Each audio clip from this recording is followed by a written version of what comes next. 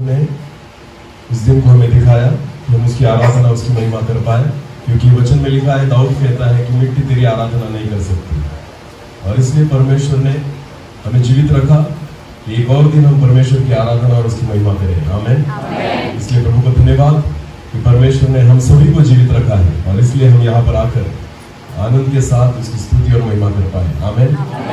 और फिर एक बार खुदा चाहता है, परमेश्वर चाहता है कि हम उसकी सुने, उसके वचनों के द्वारा इसके मन को हम जाने कि परमेश्वर हमारे जीवन के द्वारा क्या चाहता है। हालेलुया। आज तक हम चर्च में आते थे क्योंकि हमें कुछ चाहिए, पर ये उपवास मीटिंग जो है ना, वो परमेश्वर हमसे कुछ मांग रहा है। आमीन। तो हमें जो चाहिए उसको हम थोड़ा साइड में करेंगे, परमेश्वर को हमसे क्या चाहिए उसकी ओर हम अपनी नजर लगाएंगे। आमीन। हम परमेश्वर की इच्छा को समझना चाहेंगे, और इसलिए इन दिनों में परमेश्वर हमसे बात कर रहा है कि परमेश्वर की इच्छा हमारे जीवन के बारे में क्या है। आमीन। और फिर एक बार हम वचनों की ओर जाएंगे, एक छोटी सी प्रार्थना करेंगे, उसके बाद वचन की ओर जाएंगे। धन्यवाद पिता, फिर एक बार इस समय के लिए, इस दिन के लिए मैं आपको धन्यवाद देता हूँ कि आपने अनुग्रह दिया कि हम आपके चरणों में आए, आपकी आराधना, आपकी स्तुति, आपकी महिमा करें। मैं प्रार्थना करता हूँ ये समय आपकी ओर से है पिता, और आप चाहते हैं हमसे बात करना, जैसे मूसा के साथ आपने बात की, जैसे शमूएल के साथ आपने बात की, जैसे सारे इजरायली लोगों के साथ आपने बात की। प्रभु आज आप चाहते कि आप हमसे बात करें, जैसे प्रभु यीशु मसीह आपने आपके चेलों के साथ बात की, जैसे भीड़ के साथ बात की, जैसे आपने पहाड़ी पर बात की, जैसे आपने झील के किनारे बात की, वैसे ही आज प्रभु जी इस चर्च में आपके बच्चों के साथ आप बात कीजिए पिता, आप हमसे बात कीजिए प्रभु। मैं प्रार्थना करता हूँ हम आपकी वाणी को सुनने पाए, आपके वचन को जानने पाए, आपकी इच्छा को समझने पाए, क्योंकि आप जीवित खुदा है, आप बोलने वाले परमेश्वर है, आप सुनने वाले परमेश्वर है, आप काम करने वाले परमेश्वर है। और इसलिए पिता मैं प्रार्थना करता हूँ फिर एक बार वचन में रहकर आप बात कीजिए पिता, क्योंकि प्रभु आप वचन के परमेश्वर है। मैं प्रार्थना करता हूँ केवल आवाज मेरी हो, शब्द आपके हो, आप बोले आप हम सुने, ऐसा होने दीजिए प्रभु। पवित्र आत्मा के द्वारा हर एक व्यक्ति को आप नियंत्रित कीजिए, मुझे नियंत्रित कीजिए पिता, मैं घटूं और आप भी बढ़े, और आपके पवित्र नाम की महिमा होने पाए, ऐसा होने दीजिए। सारा आदर महिमा जलाल आप ही को देते हुए प्रार्थना जिंदा खुदा प्रभु यीशु मसीह आपके सामर्थी और जीवित नाम से मांगता हूँ। आमीन। हालेलुया। तो शुक्रवार शाम से लेकर हम कुछ बातों को देख रहे हैं, पर परमेश्वर की वचनों को देख रहे हैं, और आज भी हम उसी बातों को कंटिन्यू करेंगे, आगे लेकर जाएंगे, और मैं विश्वास रखता हूँ कि परमेश्वर हमसे बात करेगा। कितने लोगों को याद है कि प्रभु हमें क्या बनाना चाहता है? बोलो, जोर से बोलो, चेला। हालेलुया। विश्वासी तो हम बन चुके ना, बपतिस्मा लेकर, उस पर विश्वास रखकर, और उसके बाद परमेश्वर की इच्छा है हम यहाँ पर नहीं रुके, हम क्या बने? उसके चेले। आमीन। जिस दिन आप उसके चेले बन जाओगे, आपके जीवन के द्वारा वही कामों को लोग देखेंगे जिन कामों को पेत्रस के जीवन में देखा गया, यूहन्ना के जीवन में देखा गया, याकूब के जीवन में देखा गया, पौलुस के जीवन में देखा गया। हालेलुया। क्योंकि ये केवल विश्वासी नहीं थे, ये प्रभु यीशु मसीह के क्या थे? चेले थे। और इसलिए जब आप चेले बनोगे ना, तो आपके जीवन में परमेश्वर उन्हीं कामों को दिखाएगा, लोगों को, जगत को दिखाएगा कि जो काम उस वचन में चेलों के जीवन में दिखाए गए हैं। आमीन। और इसलिए विश्वास रखेंगे कि इन वचनों के द्वारा अगर हम विश्वास करेंगे, हम सुनेंगे, उसे मानेंगे, जानेंगे, तो हम वचन के अनुसार ही चेले बनेंगे। आमीन। हालेलुया। मैं बहुत बार एक बातों को कहता हूँ कि एक स्कूल में 60 बच्चे अगर होंगे ना, तो टीचर तो सबको एक जैसा ही पढ़ाते हैं, फिर भी सारे बच्चे जो होते हैं कलेक्टर नहीं बन पाते, सारे बच्चे जो होते टीचर नहीं बन पाते, सारे बच्चे जो होते डॉक्टर या इंजीनियर नहीं बन पाते। तो कोई एक दो होगा जो डॉक्टर बनेगा, कोई होगा एक दो या 4-5 जो इंजीनियर बनेंगे, शायद एक हाथ कोई होगा जो शिक्षक बनेगा, और बाकी जो होते ना, कोई पढ़ भी नहीं पाता, कोई कुछ कर भी नहीं पाता, कोई नौकरी में लगता भी नहीं, और कोई शायद खेती करेगा, या कोई शायद जाकर कोई काम करेगा। तो ऐसा क्यों होता है कि कोई डॉक्टर बनता है तो कोई इंजीनियर बनता है, पर कोई कुछ भी नहीं बन पाता? तो प्रॉब्लम जो है ना, दिक्कत जो है ना, वो टीचर्स में है या पढ़ने वालों में है? पढ़ने वालों में। तो वैसे ही परमेश्वर का वचन है, खुदा बात तो सबसे करता है, पर जो उसे मानेगा, जो उसे स्वीकार करेगा, उसके जीवन में काम दिखाई देगा। आमीन। हालेलुया। तो प्रभु यीशु मसीह के पीछे घूमने वाली भीड़ बहुत सारी थी, पर सब सुनने वाले नहीं थे, सब देखने वाले थे कि कौन से चमत्कारों को करेगा। आमीन। हाँ, बस देखकर ही खुश हो जाते थे, और प्रभु जो बोलता था वो भूल जाते थे। पर आपको पता है, प्रभु की इच्छा थी चमत्कारों को देखकर तुम मेरी सुनो। आमीन। प्रभु यीशु मसीह चमत्कार इसलिए करता था कि लोगों की भीड़ आए। हालेलुया। चमत्कार इसलिए नहीं थे कि आप उस चमत्कार पर विश्वास करें। आपको पता है प्रभु यीशु मसीह का मकसद यह था चमत्कार करने के पीछे कि चमत्कार को देखकर भीड़ इकट्ठा हो। हालेलुया। और एक बार अगर भीड़ इकट्ठा हो गई ना तो प्रभु यीशु मसीह चमत्कार नहीं दिखाता था, तब वो क्या करता था? वचन का प्रचार करता था। बोलो क्या करता था? क्योंकि उसको पता था ये चमत्कार देखकर चेले नहीं बनेंगे, पर जब वो वचन सुनेंगे ये चेले बनेंगे। हालेलुया।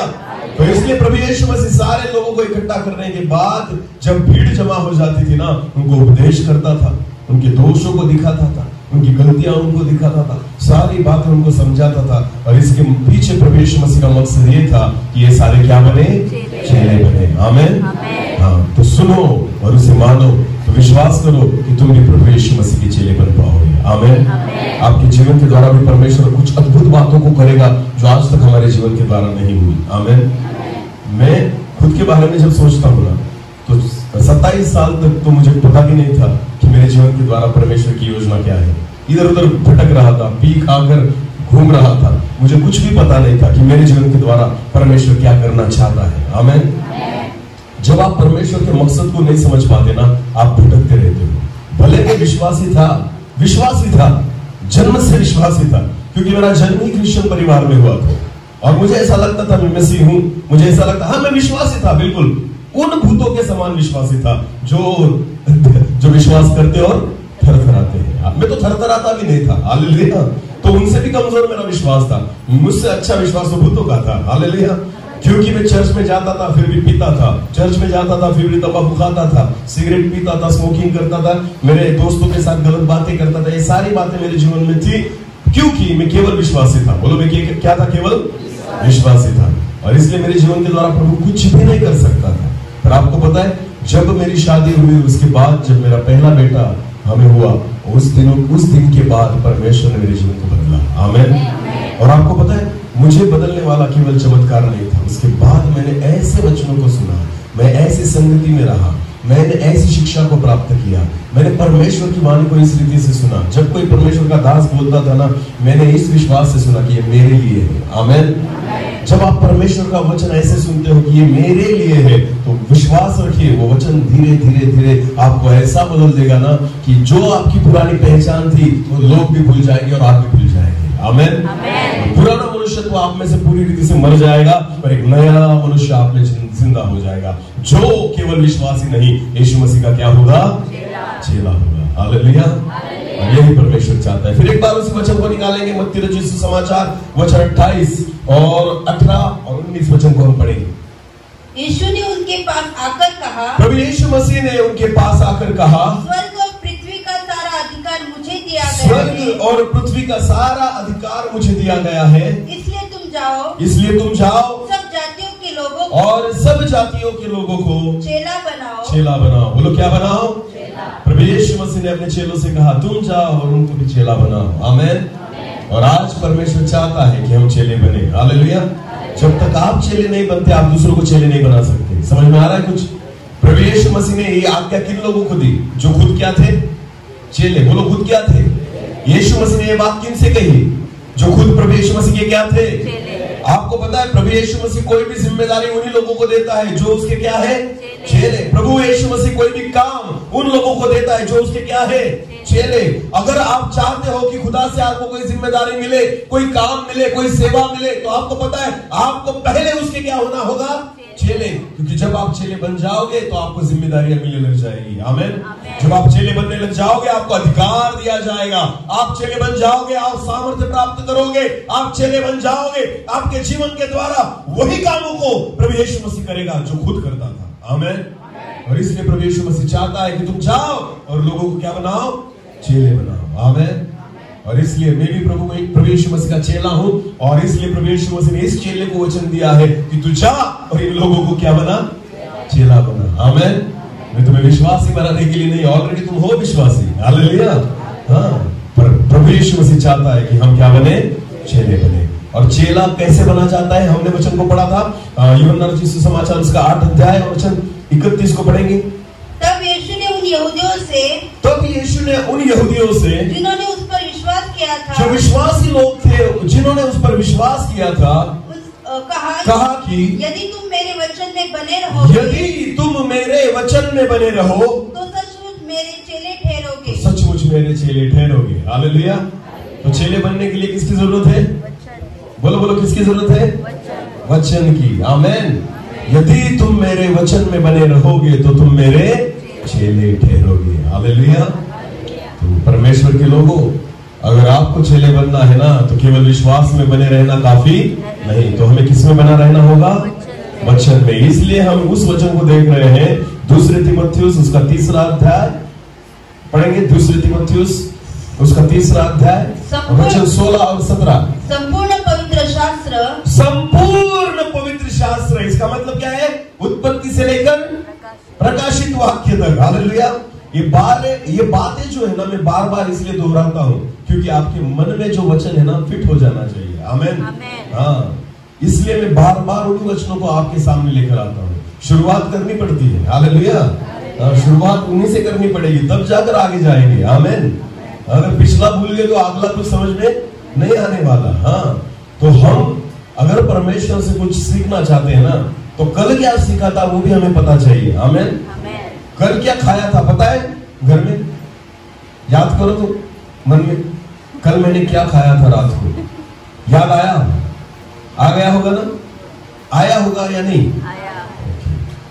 परसों क्या खाया था? याद करो थोड़ा सा। आ गया? आ गया। देखो, जो हमें पसंद है ना वो हमें जल्दी याद आता है। हालेलुया। जो हमें पसंद है वो जल्दी याद आता है। पिछले क्रिसमस के दिन हमने क्या खाया था चर्च में, याद आ जाएगा। हालेलुया। पर दिसंबर की 20 तारीख को मैंने घर में क्या खाया था याद नहीं आएगा। हालेलुया। क्योंकि क्रिसमस के दिन कुछ स्पेशल खाया था जो मुझे पसंद है। आमेन। मटन खाया था, चिकन खाया था। हमें पता है जब स्पेशल खाते हैं ना तो याद रहता है। आमेन। तो आपको पता है परमेश्वर के वचन को स्पेशल समझ के ही खाना। आमेन। हाँ, ये इसको ऐसे खाना जैसे ये आपको पता है ये मन्ना है। आमेन। रोटी हम खाते हैं, रोटी हमें मिलती है, चावल हम खाते हैं, पर ये मन्ना है। ये मन्ना जो है ना ये जगत से नहीं आता। ये मन्ना कहां से आता है? स्वर्ग से। इसलिए इजरायली लोग जो थे, और मूसा जो था, हारून जो था, यहोशू जो था, वो सारे लोग जो थे ना वो मन्ना खाते थे। उनकी पूरी उम्र भर वो मन्ना की टेस्ट को याद रखे। आमेन। क्योंकि मन्ना जो था वो जगत से नहीं पाया जाता था। मन्ना कहां से मिलता था? स्वर्ग में से। बोलो कहां से मिलता था? तो वचन जो है वो मनुष्य की ओर से नहीं है। इसलिए वचन में लिखा है, दूसरे तीमुथियुस 3रे पद 16वें पद को पढ़ेंगे। संपूर्ण पवित्र शास्त्र, संपूर्ण पवित्र शास्त्र परमेश्वर की प्रेरणा से रचा गया, परमेश्वर की प्रेरणा से ही रचा गया है। ये मन्ना है जो पूरा रीति से परमेश्वर की ओर से हमारे लिए आया है। आमेन। हाँ, इसलिए और उपदेश, और इसलिए ये वचन जो है, अगर आपको चेले बनना है तो वचन में रहना होगा। और वचन में लिखा है कि संपूर्ण नियम शास्त्र, पवित्र शास्त्र परमेश्वर की प्रेरणा से रचा गया है, और इसलिए उपदेश और दोष दिखाना, और दोष दिखाना, और सुधारने, और धार्मिकता की शिक्षा, और धार्मिकता की शिक्षा के लिए लाभदायक है। आमेन। जब इन 4 बातों को हम समझ लेंगे तो ये वचन हमारे लिए क्या है? लाभदायक। बोलो क्या है? वचन हमारे लिए क्या है? बाइबल कितनी भी बार पढ़ो उससे ज्ञान बढ़ेगा, लाभ नहीं होगा। हालेलुया। ज्ञान में बढ़ना इसका मतलब लाभदायक नहीं है। हालेलुया। यहाँ पर आपको पता है बाइबल के स्कॉलर बहुत सारे हैं, बाइबल के ज्ञानी लोग बहुत सारे हैं। लोगों ने पीएचडी कर ली इस पर फिर भी चेले नहीं बन पाए। हालेलुया। लोगों को बाइबल का ज्ञान बहुत सारा है जगत में, लोगों ने पीएचडी की है बाइबल पर। हाँ, उनको अगर आप पूछोगे ना ये वचन कहां पर है, वो आपको बेझिझक बता देंगे। हाँ, इस अध्याय में, इस पुस्तक में ये वचन लिखा है। फिर भी वो खुद चेले नहीं बन पाए, क्योंकि बाइबल ज्ञान को प्राप्त करने के लिए नहीं है, बाइबल उसके अनुसार चलने के लिए है। हालेलुया। हालेलुया। तो इसलिए वचन में से जब तक हम इन 4 बातों को नहीं समझेंगे ना, ये हमारे जीवन के लिए लाभदायक नहीं होगा। फिर एक बार पढ़ना उसी वचन को। संपूर्ण पवित्र शास्त्र, संपूर्ण पवित्र शास्त्र परमेश्वर की प्रेरणा से रचा गया है। परमेश्वर की प्रेरणा से रचा गया है। और उपदेश और उपदेश और दोष दिखाने और दोष दिखाने और सुधारने और सुधारने और धार्मिकता की शिक्षा के लिए और धार्मिकता की शिक्षा के लिए लाभदायक है ताकि परमेश्वर का जन सिद्ध बने। बोलो क्या बने? सिद्ध बने। हालेलुया। हमारे जीवन में कोई भी कमजोरी न हो, हमारे जीवन में कोई भी कमतरता न हो, ये परमेश्वर चाहता है। परमेश्वर चाहता है कि उसका जन क्या बने? सिद्ध बने। इसका मतलब हर एक कामों में सिद्ध। हालेलुया। जो भी काम प्रभु आपको देगा ना, उसमें हम क्या रहेंगे? सिद्ध। आमेन। सिद्ध बनना, ये सिद्ध बहुत अच्छा शब्द है। सिद्ध वो व्यक्ति होता है जिसने सारी बातों पर जय प्राप्त कर ली है। आमेन। जिसने खुद पर भी जय प्राप्त कर ली है, संसार पर जय प्राप्त कर ली है, उसे क्या कहा जाता है? सिद्ध पुरुष। हालेलुया। हाँ, आपको पता है भारत में जो साधु थे, ऋषि मुनि थे ना, ये क्या बनने का प्रयास करते थे? पता है क्या बनने का प्रयास करते थे? सिद्ध। बोलो क्या? हाँ, सिद्ध बनने का प्रयास करते थे कि सारी जगत पर हमें विजय प्राप्त करना है, खुद पर हमें विजय प्राप्त करना है, शरीर की लालसाओं पर हमें विजय प्राप्त करना है, जगत की सारी वासनाओं पर हमें विजय प्राप्त करना है। इसलिए ये जो साधु थे ना, वो जाकर कहीं जंगल में जाएंगे, कहीं पहाड़ों पर जाएंगे और वहां जाकर बैठेंगे, ध्यान करेंगे, क्योंकि उनका एक ही मकसद था कि हमें क्या बनना है? सिद्ध। पर आपको पता है, आप किधर भी निकल जाइए, आप सिद्ध नहीं बनेंगे। सिद्ध बनने के लिए आपके लिए क्या है? परमेश्वर का वचन। जब वचन को आप जान जाएंगे ना, आप शरीर पर विजय प्राप्त करेंगे। वचन को आप जान जाएंगे, संसार पर विजय प्राप्त करेंगे। वचन को आप जान जाएंगे, आप सारे शैतान के अधिकारों पर भी विजय प्राप्त करेंगे। आमीन। तो इसलिए वचन जो है हमें सिद्ध बनाता है। परमेश्वर का जन सिद्ध बने और हर एक भले काम के लिए हर एक भले कामों के लिए तत्पर हो जाए। इसका मतलब उसका चेला बन जाए। आमीन। तो इसलिए प्रभु चाहता है कि संपूर्ण नियम शास्त्र जो परमेश्वर की प्रेरणा से रचा गया है, उनमें से इन 4 बातों को हम सीखे। उनमें से 2 बातें हमने सीखी। उसमें पहला क्या है? उपदेश। दूसरा कल हमने रात को सीखा दोष दिखाना, लगाना नहीं, क्या? दिखाना। हालेलुया। वचन हमें दोष लगाता नहीं, दोष दिखाता है। हालेलुया। अभी तीसरी बात हम सीखने जाएंगे। कौन सी है वो? सुधारना। बोलो सुधारना। बोलो मेरे पीछे, सुधारना। हाँ, सुधारा किसको जाता है? सुधारा किसको जाता है? जो बिगड़ा है। हालेलुया। बिगड़े हुए को क्या किया जाता है? सुधारा जाता है। और एक चीज है जिसे सुधारा जाता है। जैसे बिगड़े हुए को भी सुधारा जाता है, और एक चीज है जिसे सुधारा जाता है। वो क्या है? जैसे बिगड़े हुए को सुधारा जाता है, वैसे ही और सुधारना जो है ना, एक चीज के लिए उसे काम आता है, सुधारना। मैं योहान ब्रदर के घर पर हूं, वो वहां पर बैठे भौरे में। बहुत अच्छा घर प्रभु ने उनको दिया और बहुत खर्चा भी उन्होंने किया है उस घर में। उस घर में आईना नहीं दिखा दिया मुझे ज्यादा, क्योंकि टाइल्स ही इतनी अच्छी कि उसमें भी अपना चेहरा दिख जाता है। बहुत सुंदर घर है। आमीन। हाँ, क्योंकि घर प्रभु ने दिया और ऐसी जगह पर दिया और सारी चीजें बहुत अच्छी रीति से दी है वहां पर। कल हम रात को बैठे थे, उनके साथ बातचीत कर रहे थे।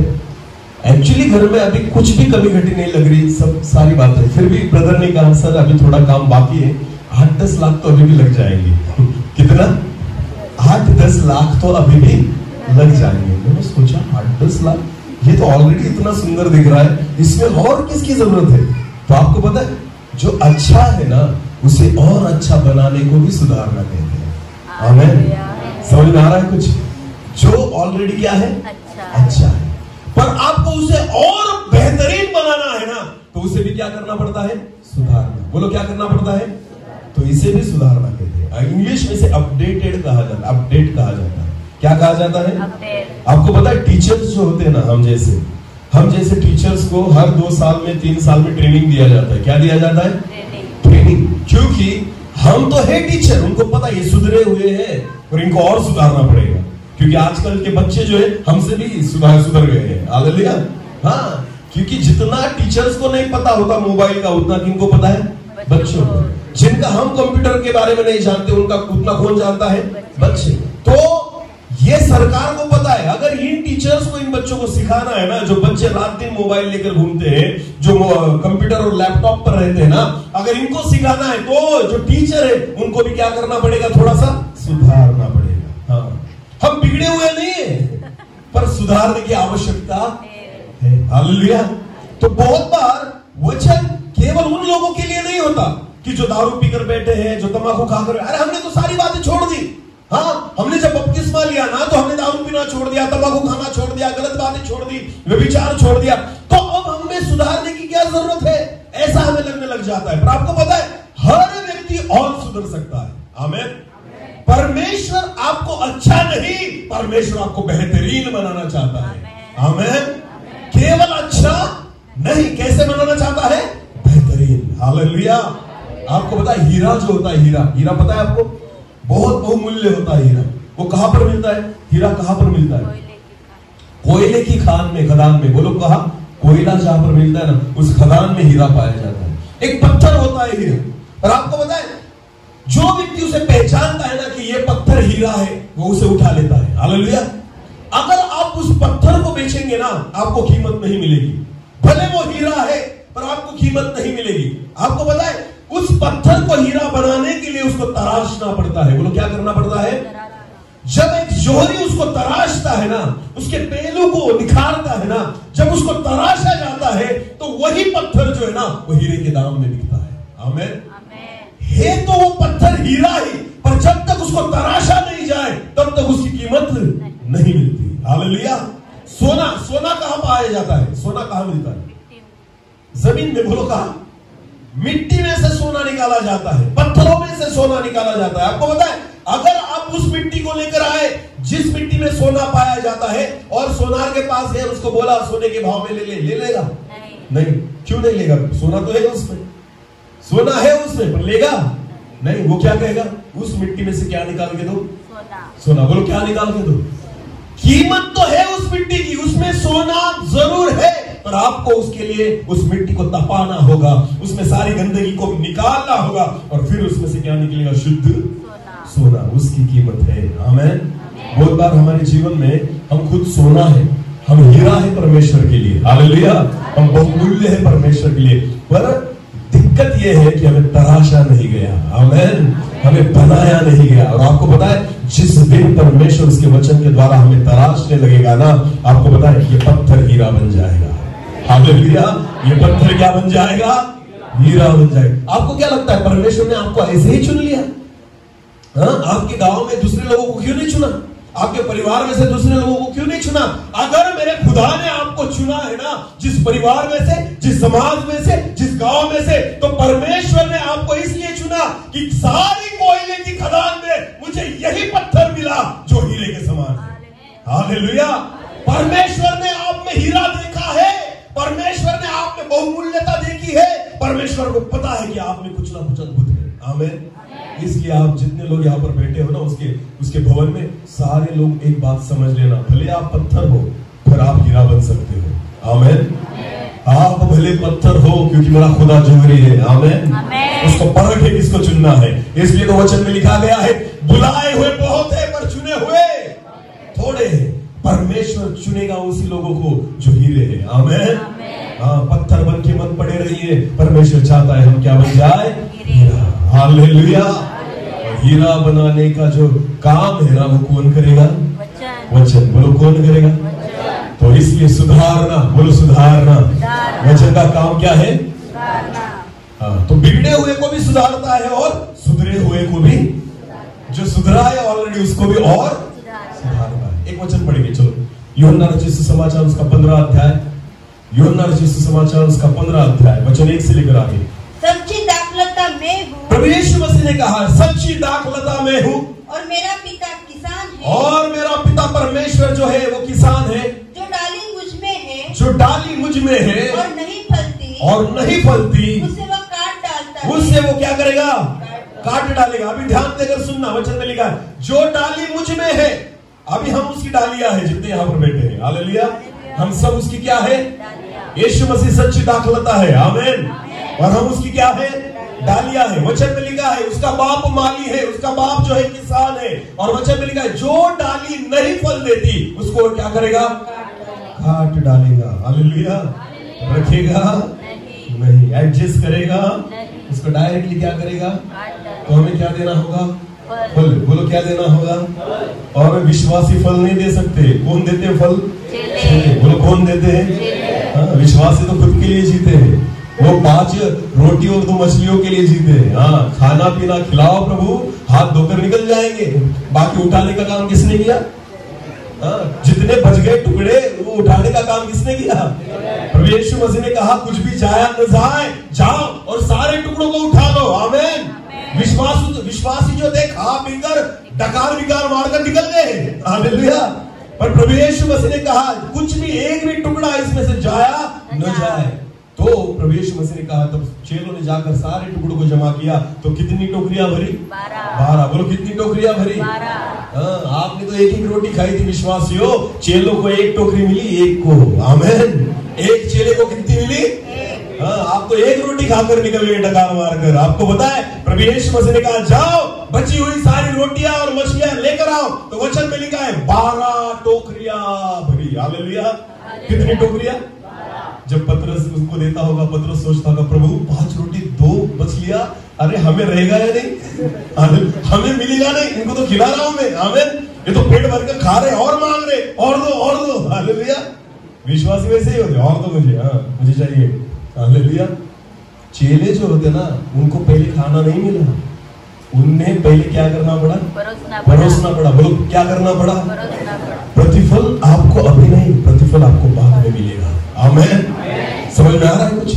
विश्वासी जो होते हैं ना, उनको पहले चाहिए होता है, मुझे अभी चाहिए, पहले खाना मुझे चाहिए। हाँ, पहले मेरा पेट भरना है मुझे। चेलों का पहले पेट नहीं भरता। चेलों का पेट कब भरेगा? जब इनका भरेगा। आमीन। उसके बाद चेले जो है खुद का सोचेंगे। आमीन। विश्वासी पहले किसका सोचेंगे? किसका सोचेंगे? खुद का। हाँ, आज शाम को भोजन है ना यहाँ पर। हाँ, देखो आप पास्टर बैठे या नहीं बैठे किसी को लेना देना, खुद जाकर बैठ जाएंगे पहले। मुझे तो इसे कहते विश्वास। बोले इसे क्या कहते हैं? किसी को रहे ना रहे, मुझे बोलो मुझे। ये कौन होते? विश्वास है।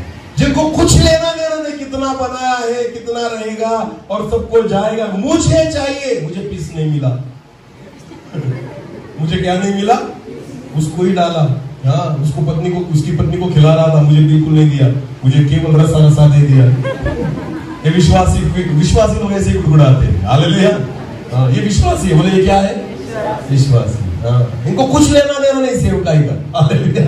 ये खाएंगे, हाथ धोकर निकल जाएंगे डकार मारकर। हालेलुया। पर चेलों का वैसा नहीं होता। चेले उनको खिलाएंगे। आमीन। पहले उनका पेट भराएंगे। हालेलुया। जो बचेगा फिर विश्वास करेंगे, नहीं मुझे भी मिलेगा। आमीन। चेलों का विश्वास होता है मुझे भी मिलेगा, जरूर मिलेगा। और वो विश्वास के द्वारा उनको खिलाएंगे। आमीन। पेट भरकर खिलाएंगे। वचन में लिखा है सारा कुछ होने के बाद प्रभु यीशु मसीह ने कहा अभी जो बची रोटियां है ना वो लेकर आओ। आमीन। जब उन्होंने लेकर आए तो वचन में लिखा है कितनी टोकरियां भरी? 12। तो चेले खुश हो गए, प्रभु अरे इनको तो प्लेट भरकर दिया था मैंने, हमें कितना मिला? 1 टोकरी भरकर। खाओ कितने मच्छियां खाते हो। हालेलुया। जॉन ब्रदर, हाँ खाओ कितनी खाना है। हालेलुया। जितनी मछलियां खानी उतनी खाओ। एक टोकरी। एक चेले, पतरस को 1 टोकरी, याकूब को 1 टोकरी, यूहन्ना को 1 टोकरी। ये चेला बनने का आशीष। आमीन। मेरा खुदा आपको कभी भी भूखा नहीं रहने देगा। आमीन। कभी भी नहीं। अगर आप उसके चेले हो ना तो उसकी जिम्मेदारी आपकी सारी बातों को, जरूरतों को पूरी करेगा। आमीन। परमेश्वर चाहता है उसके चेले बनो। हालेलुया। फिर एक बार पढ़ना उस वचन को। सच्ची दाखलता मैं हूँ। यीशु मसीह ने कहा सच्ची दाखलता मैं हूँ और मेरा पिता किसान है। जो डाली मुझ में है। जो डाली यानी जो हम सब लोग जो उसमें है और जो नहीं फलती उसे वो काट डालता है। उसे वो क्या करेगा? काट डालेगा। तो फलना पड़ेगा, कुछ ना कुछ करना पड़ेगा। हाँ, हमें फल देना ही होगा, वरना वचन में लिखा है उसका पिता जो है उसे क्या करेगा? काट डालेगा। आगे बढ़ना। और जो फलती है, अभी देखो जो फलती है, बोलो जो क्या करती है? इसका मतलब जो सेवा करते हैं, जो चेले हैं, जो कुछ ना कुछ करना चाहते हैं, जो परमेश्वर के वचन के अनुसार चलना चाहते हैं, जो छोटे मोटे कामों को करते हैं, आपको पता है जो फलती है उसे वो छांटता है। ताकि और फले। आमेन। इसका मतलब सुधारना। बोलो क्या? इतने से काफी नहीं, और फले। हालेलुया। तो और सुधारना होगा। आमेन। इतनी सेवा काफी नहीं, इतने गीत गाना काफी नहीं, इतना सुसमाचार प्रचार काफी, इतनी आत्माएं जो जीती है उतनी काफी नहीं। हालेलुया। तो और फले, ये परमेश्वर की इच्छा है, इसलिए सुधारना। आमेन। सुधारने की जरूरत, जो अच्छा है उसे और बेहतरीन बनाने की जरूरत है। आमेन। और ये काम कौन करेगा? वचन। चलो हम वचन में से देखेंगे। आपको पता है प्रभु यीशु मसीह ने बहुत अच्छी उदाहरण यहाँ पर दिए। हम कुछ बातें पढ़ेंगे अब। मत्ती रचित सुसमाचार उसका 5 अध्याय और वचन 17 से लेकर आगे। मत्ती रचित सुसमाचार उसका 5 अध्याय और वचन 17 से लेकर आगे। यह न समझो, अभी देखो, कान देकर सुनना। हाँ, ये न समझो कि मैं व्यवस्था या भविष्यवक्ताओं की पुस्तकों को, मैं भविष्यवक्ता या व्यवस्था की पुस्तकों को लोप करने आया हूँ। नष्ट करने नहीं आया। लोप करने नहीं, मैं उन्हें नष्ट करने, लोप करने नहीं, परंतु पूरा करने आया हूँ। वचन को क्या करने आया हूँ? पूरा, सुधारने के लिए। आमेन। हाँ, पूरा करने के लिए आया हूँ। हालेलुया। हाँ, धर्मी लोग तो तभी भी थे। हाँ, वचन के अनुसार चलने का प्रयास तब भी लोग करते थे।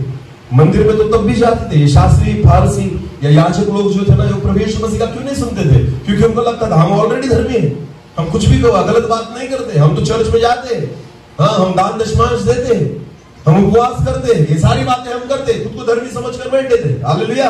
यीशु मसीह ने कहा यहाँ पर मैं व्यवस्था को लोप करने के लिए नहीं, उसको पूरा करने के लिए आया हूँ। इसका मतलब सुधारने के लिए आया हूँ। आगे बढ़ो।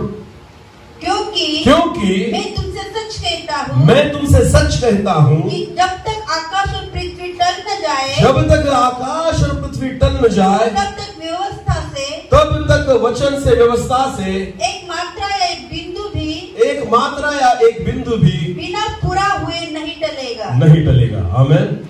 वचन जो है वो कभी बदलने वाला नहीं। जो खुदा ने दिया है, पर प्रभु यीशु मसीह उसे लोप करने के लिए नहीं, उसे पूरा करने के लिए आया था। आमेन। तो सुधारने की आवश्यकता है। हालेलुया। तो अभी देखेंगे मत्ती रचित सुसमाचार उसका 5 अध्याय और वचन 21 को पढ़ेंगे। 21 से आगे। तुम सुन चुके हो, अभी देखो सुधारना किसे कहते हैं ना, बाइबल में लिखा है। देखो, तुम सुन चुके हो कि पूर्व काल के लोगों से कहा गया, पूर्व काल के लोगों से कहा गया है, हत्या न करना, हत्या न करना, और जो कोई हत्या करेगा, और जो कोई हत्या करेगा वो कचहरी में दंड के योग्य होगा। कचहरी के दंड के योग्य होगा। परंतु मैं तुमसे एक, आपको पता है हत्या न करना ये पाप है, हमें पता है या नहीं? तो हम हत्या नहीं करते। हालेलुया। हम हत्या, हम किसी का खून नहीं करेंगे, क्योंकि हमें पता है खून करना क्या है? पाप है। इसका मतलब हम सुधरे हुए लोग हैं। बोलो, हम क्या है? कि हम किसी का खून नहीं करते। प्रभु यीशु मसीह कहता है, हाँ, तुम्हें पता है कि हत्या करना पाप है और तुम करते नहीं, क्योंकि तुम सुधरे हो। आगे पढ़ो। परंतु मैं तुमसे एक, परंतु मैं तुम्हें ये कहता हूँ कि जो कोई अपने भाई पर क्रोध करेगा, जो कोई अपने भाई पर क्या करेगा? क्रोध। बोलो, क्या करेगा? क्रोध करेगा। वो कचहरी में दंड के योग्य होगा। वो उसी दंड के योग्य होगा जिसने हत्या की है। हालेलुया। समझ में आया कुछ? जो केवल अपने भाई से क्या करेगा? क्रोध करेगा। हम तो बिल्कुल करते, किसी से क्रोध करते बिल्कुल नहीं। हम तो पूरे सुधर गए हैं। सुधरे हो? क्रोध नहीं आता? अपने भाई पर क्रोध नहीं आता? अपनी बहन पर क्रोध नहीं आता? लड़ते नहीं, झगड़ते नहीं? तो वचन में क्या लिखा है? हाँ? पुराने समय में लिखा गया था कि खून करने की सजा क्या है? क्या है? कचहरी में उसको लेकर जाओ, मृत्यु दंड की शिक्षा दो। और वचन में लिखा है, प्रभु यीशु मसीह कहता है, मैं तुमसे कहता हूं कि वचन को अगर पूरा करना हो ना, तो केवल अगर अपने भाई पर भी तूने क्रोध कर लिया ना, तो तू एक जैसे ही शिक्षा के पात्र है। हालेलुया। इसे कहते हैं सुधारना। बोलो, इसे क्या कहते हैं? सुधारना। हाँ, अपने विचारों को सुधारना। आमेन। अपनी धार्मिकता को सुधारना। क्योंकि आज तक हमें लगता था मैं व्यभिचार नहीं करता, आज तक हमें लगता था मैं खून नहीं करता, आज तक मुझे लगता था मैं चोरी नहीं करता, इसलिए मैं धर्मी हूं। पर प्रभु यीशु मसीह कहता है, अरे तूने भले खून नहीं किया, पर अपने भाई पर क्रोध तो किया है ना, इसका मतलब वो वही पाप है जो खून करने वाला करता है। हालेलुया।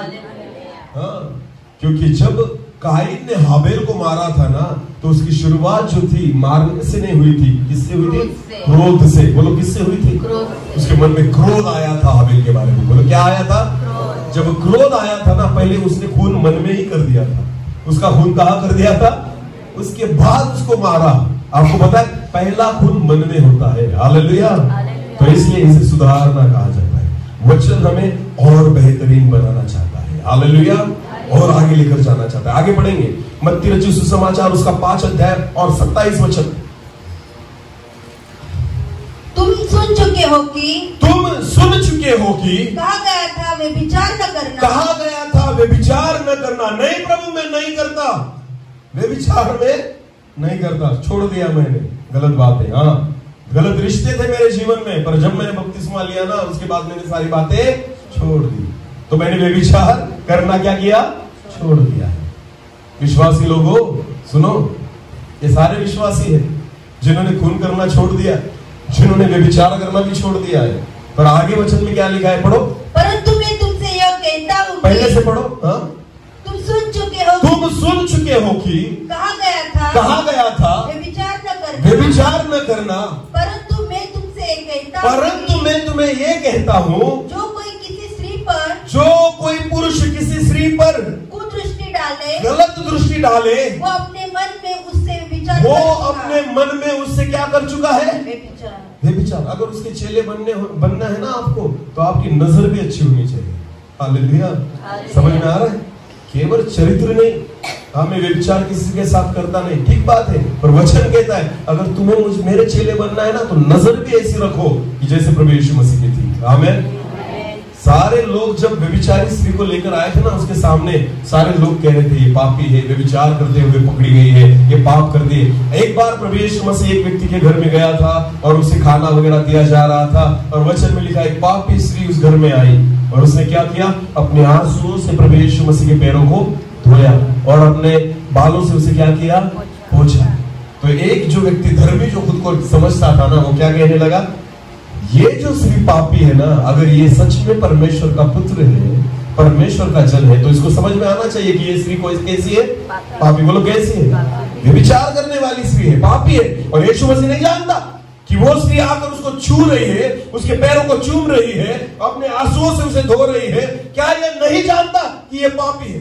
आपको पता है पापी स्त्री को देखने वाले लोग भी पाप से ही देखते हैं, वो कभी अच्छी नजर से देखते नहीं। अगर किसी व्यभिचारी स्त्री पर आप देखते हो ना, उसको आप देखते हो कौन से नजर से देखते हो? वैसी गंदी नजर से देखते हो, आप अच्छी नजर से देखते नहीं। तो इसका मतलब ये है कि आप भी वही पाप करते हो। हालेलुया। मेरा खुदा, मेरा प्रभु यीशु मसीह जब पापी व्यक्तियों को भी देखता था ना, उस पाप की नजर से नहीं देखता था। उसको पता था इसे उद्धार की जरूरत है। आमीन। ये जो स्त्री यहाँ पर रो रही ना, इसको किसकी जरूरत है? उद्धार की, पाप और क्षमा की जरूरत है। इसके पापों की मैंने क्षमा किया ना, इसलिए इतना प्यार कर रही है। आमीन। मेरा प्रभु यीशु मसीह व्यभिचारी स्त्री को भी व्यभिचार की नजर से कभी नहीं देखता था। हालेलुया। इसलिए वचन में लिखा है, भले तुम व्यभिचार नहीं करते, पर जब किसी स्त्री के बारे में तुम अगर गलत रीति से देखते भी हो, तो तुमने मन में क्या कर लिया है? हाँ, क्योंकि अगर तुम उसका चेला बनना चाहते हो ना, तो मन से भी व्यभिचार नहीं होना चाहिए। हालेलुया। आंखों से भी व्यभिचार, क्रोध नहीं होना चाहिए, क्योंकि हमें उसका क्या बनना है? क्या बनना है? क्योंकि लोग तुम में यीशु मसीह को देखने वाले हैं। आमीन। विश्वासी लोगों में चलेगा। हाँ, आप एक दूसरे का सिर फोड़ दो, क्योंकि हमें भी पता है प्रभु यीशु मसीह वैसे भी आपसे खुश नहीं है, वैसे भी खुश नहीं है। पर जब चेला बनोगे ना, तो ये सारी बातें प्रभु देखेगा। आमीन। चेला बनने के लिए वही बनेगा जिसके जीवन में वचन है। आमीन। चेला वही बनेगा जो और सुधारना चाहता है, जो खुद में और कुछ ना बेहतरीन बनना चाहता है, जो अपनी गलतियों को देखना चाहता है। प्रभु मुझे और साफ कर, मुझे और शुद्ध कर, मुझे और पवित्र बना, मुझे और तराश, ताकि मेरी कीमत बढ़ जाए। आमीन। हालेलुया। जब खुद को और बदलने के लिए आप तैयार हो जाओगे ना, और सुधारने के लिए तैयार हो जाओगे ना, आप कौन बनने जा रहे हो? चेला। बोलो कौन बनने जा रहे हो? चेला। आमीन। क्योंकि प्रभु यीशु मसीह के चेलों में यीशु मसीह ही दिखना चाहिए। आमीन। उसकी नजरों में यीशु मसीह ही दिखना चाहिए। हालेलुया। जब कोई बहन आपके पास प्रार्थना के लिए आएगी ना, तो उसे बहन समझ के ही प्रार्थना करना। आमीन। हालेलुया। आपकी नजर में वो बहन ही होनी चाहिए। आमेन। समझ में आ रहा है कुछ? हमें क्या बनना है प्रभु यीशु मसीह का चेला। इसे कहते हैं सुधारना। फिर एक बार उसी वचन को दोहराना। तुम सुन चुके हो कि कहा गया था, हाँ, व्यभिचार न करना, व्यभिचार न करना। परंतु मैं तुमसे यह कहता हूँ कि, परंतु यीशु मसीह कहता है मैं तुमसे ये कहता हूँ कि जो कोई किसी स्त्री पर कुदृष्टि डाले, जो किसी स्त्री पर कुदृष्टि डाले, वो अपने मन में उससे व्यभिचार कर चुका है। यदि तेरी दाहिनी आंख तुझे ठोकर खिलाए, यदि तेरी दाहिनी आंख तुझे क्या खिलाए? ठोकर। अगर दाहिनी आंख पाप में डाले तो कौन सी आंख? दाहिनी। दोनों ने कौन सी बोली? दाहिनी आंख तुझे किस में डाले? पाप में। तो देखो दोनों आंखें अच्छी होनी चाहिए। हालेलुया। हाँ, एक भी आंख अगर पाप में गिरी ना तो भी परमेश्वर का वचन क्या कहता है? तेरी दाहिनी आंख अगर तुझे पाप में डाले तो उसे निकाल कर फेंक दे। तो तू चेला बनेगा। हालेलुया। तो तू क्या बनेगा? हाँ, निकाल कर फेंक दे। किसको निकालना होगा? पास्टर निकालेगा? कोई सेवक निकालेगा? तो आंख को कौन निकालेगा? खुद। बोलो कौन? खुद। हालेलुया। क्योंकि तुम्हें ही पता है तुम आंखों से क्या देखते हो, दूसरे को नहीं पता। हाँ, आजकल तो मोबाइल भी ऐसे आ गए और उनका स्क्रीन भी ऐसे आ गई ना। मैं अभी मेरी स्क्रीन फूट गई थी उस मोबाइल की, यानी स्क्रीन यानी वो ऊपर वाला जो कांच होता है, तो मैं गया वो कांच डालने के लिए और उस दुकान पर गया, उससे कहा मुझे वो स्क्रीन गार्ड डालना है, वो कांच डालना है। तो उन्होंने बोला सर कौन सा डालो कौन सा नहीं। बोले उसमें दो प्रकार के आते हैं, एक सिंपल और दूसरा प्राइवेसी वाला होता है। बोले कौन सा? प्राइवेसी वाला। बोले ये क्या चीज है? तो बोले प्राइवेसी वाला जो है ना, वो अगर आपके बाजू में भी कोई बैठा हो और आप जो देख रहे हो दूसरे को दिखाई नहीं देगा, केवल आप ही देख पाओगे आप क्या देख रहे हो। इसे कहते हैं कौन सा क्लास? प्राइवेसी वाला। मैंने बोला भाई जो है ना सिंपल डाल, क्योंकि अपना कुछ प्राइवेट रहता ही नहीं। अपना कुछ प्राइवेट, पूरा जग भी देखे मेरे मोबाइल को, मुझे पता है कुछ भी उसमें वैसा। ये प्राइवेसी वाले सारे चोर होते हैं। बोलो क्या होते हैं? क्योंकि इनके मन में चोर है, कोई देख लेगा। हालेलुया। ऐसी चीजें देखते ही क्यों हो कि तुम्हें शर्म आए कि दूसरा कोई देख ले। हालेलुया। समझ में आ रहा है कुछ? हाँ, मेरा जो मोबाइल है मेरे बच्चों के हाथ में होता है, मेरा मोबाइल मेरी पत्नी के हाथ में होता है, मेरा मोबाइल मेरे पूरे परिवार के हाथ में होता है। इसलिए उस मोबाइल में कुछ भी गंदी बात है, कुछ भी फेसबुक इंस्टाग्राम उसमें कुछ भी नहीं है। हालेलुया।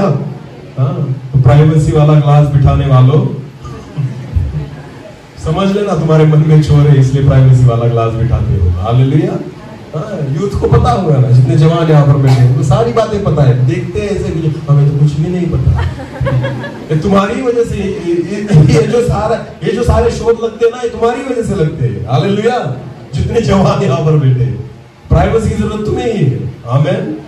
हालेलुया। तो इसलिए वचन कहता है तेरी एक आंख अगर तुझे क्या करे? ठोकर खिलाए। दाहिनी आंख, उनको लगता है कोई मुझे देख नहीं रहा। बिल्लियों, कोई मनुष्य नहीं देखता होगा, पर खुदा तुम्हें, परमेश्वर तुम्हें, तुम्हारी आंखों की नजर, तुम्हारे मन के विचारों को मेरा खुदा जानता है। आमीन। और इसलिए अगर तेरी एक आंख भी अगर तुझे ठोकर खिलाती हो ना, तो वचन में लिखा है उसको निकाल कर फेंक दे। बोलो क्या कर? निकाल कर। इसे कहते हैं सुधारना। बोलो क्या कहते हैं? बाप रे, ये तो बहुत डेंजर सुधारना है कि प्रभु कहता है दी हुई आंख को निकाल कर फेंक दे। हालेलुया। क्योंकि उसका कारण आगे लिखा है। आगे पढ़ो।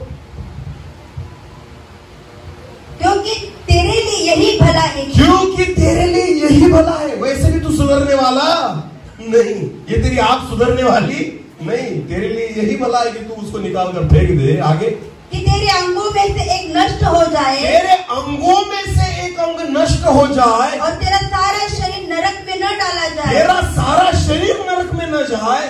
यदि तेरा दाहिना हाथ तुझे ठोकर खिलाए, दाहिना हाथ अगर तुझे ठोकर खिलाए, पाप में गिराए, तो उसको काट कर फेंक दे। तो क्या कर फेंक दे?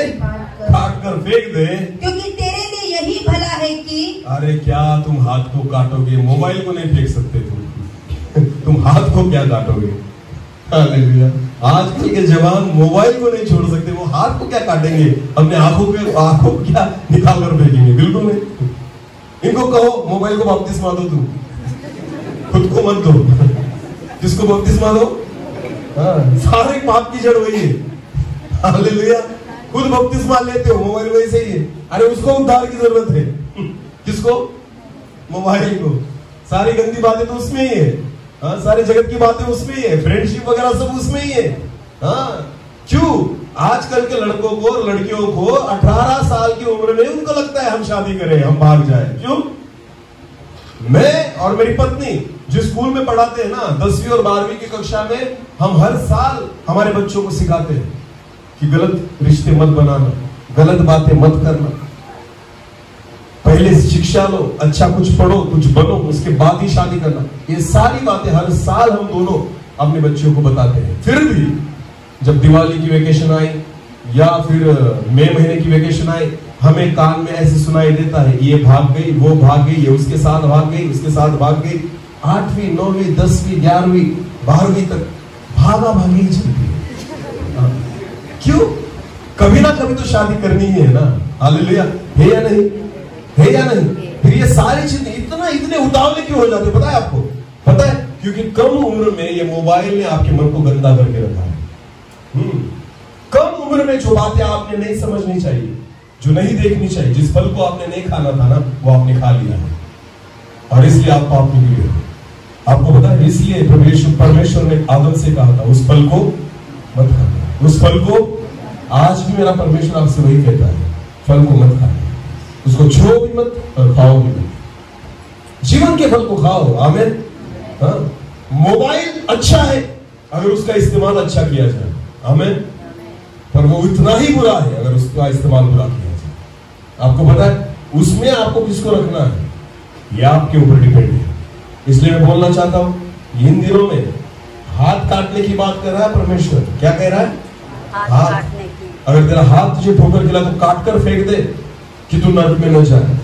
और अगर आप मोबाइल नहीं छोड़ सकते, गंदी बातों को नहीं छोड़ सकते, फेसबुक से लेफ्ट नहीं हो सकते या इंस्टाग्राम से लेफ्ट नहीं हो सकते, हाथ क्या काटेंगे आप? बिल्कुल नहीं काट सकते आप। ये बातें छोड़ो, सोशल मीडिया को छोड़ो, इन गहरी दोस्तियों को छोड़ो, जो दोस्त तुमने बना कर रखे ना उनको छोड़ो, उनके साथ चैटिंग करना छोड़ो, ये सारी बातें छोड़ दो। अगर ये छोड़ पाए ना तो हाथ काट सकते हो, वरना नहीं। समझ में आ रहा है कुछ? हाँ, बड़े लोग जो होते ना, हम जैसे ये जो यहाँ पर, हम तो पाप नहीं करते इसलिए फेसबुक है हमारे पास। बिल्कुल नहीं, बिल्कुल नहीं। मनुष्य जितना बड़ा होता है वो उतना बड़ा पापी बन सकता है। हालेलुया। ऐसा नहीं होता। आपको पता है आदम को जब बनाया गया था तो आदम की उम्र क्या थी? आदम को जब बनाया गया था आदम की उम्र क्या थी? वो बच्चा था नहीं, जवान था। आपको पता है एक वयस्क पुरुष था। हाँ, उसकी उम्र 33 साल थी, 33.5 साल। उम्र कितनी साल थी? 33.5 साल का था जब आदम बनाया गया था। फिर भी प्रभु ने उसे क्या कहा था? उस फल को मत खाना। हालेलुया। एक बच्चे के समान परमेश्वर ने उसे कहा था, उसे नहीं खाना। हाँ, क्योंकि मेरे परमेश्वर के लिए आपकी उम्र कुछ भी हो, परमेश्वर की नजर में आप उसकी क्या हो? बच्चे ही। आमीन। तो परमेश्वर को पता है पाप के बारे में सब एक जैसे होते हैं। हालेलुया। हाँ, जो उम्र में कम है और उम्र में ज्यादा है, कोई भी पाप कर सकता है, इसलिए उस फल को मत खाओ। हालेलुया। जो चीजें आपको ठोकर खिलाती है ना, उनको छोड़ दो। आपको पता है चेला बनना इतना भी आसान नहीं है। आमीन। और ये वचन जो है ना हमें सुधारने के लिए है। बोलो क्या करने के लिए है? और बेहतरीन बनाना चाहता है और अच्छा बनाना चाहता है, क्योंकि प्रभु की इच्छा है कि आप केवल विश्वासी न बने, केवल क्या बने? चेले। बोलो क्या बने? चेले बने। हालेलुया। हालेलुया। इसलिए परमेश्वर चाहता है कि व्यभिचार की दृष्टि से देखना भी मना है। और ये भाइयों के लिए जितना है ना उतना बहनों के लिए भी है। आमीन। है या नहीं? है। हाँ, बहनों के लिए भी है। ऐसा मत सोचना कि पापी यही है, बिल्कुल नहीं। जब तक एक स्त्री एक पुरुष को व्यभिचार करने के लिए अनुमति न दे तब तक पुरुष कुछ नहीं कर सकता। इसलिए दोनों एक जैसे ही पाप में है। समझ में आ रहा है कुछ? इसलिए पाप के बारे में स्त्री और पुरुष अलग अलग नहीं है। इसलिए दोनों को यहाँ पर हमें संभालना होगा। आमीन। और सुधारने की आवश्यकता है। हालेलुया। हमें खुद को और सुधारने की आवश्यकता है। ये परमेश्वर की इच्छा है और इसलिए इस वचन में ऐसे लिखा गया। आगे बढ़ेंगे एक वचन को, मत्ती रचित सुसमाचार उसका 5 अध्याय 31 यह भी कहा गया था, अभी देखना, ये भी कहा गया था, जो कोई अपनी पत्नी को तलाक देना चाहे, जो कोई अपनी पत्नी को छोड़ना चाहे, तलाक देना चाहे, तो उसे त्याग पत्र दे। उसको क्या दे?